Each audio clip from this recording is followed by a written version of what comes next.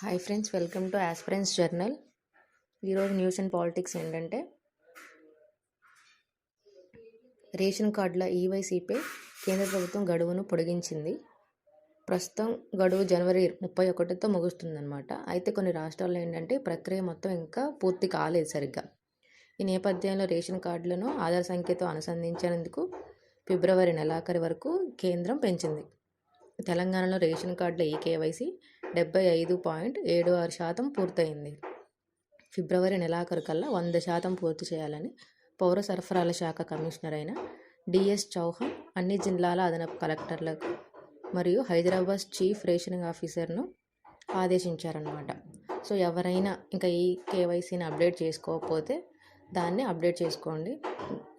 గడువు అయితే జనవరి 31 వరకు ఉందన్నమాట.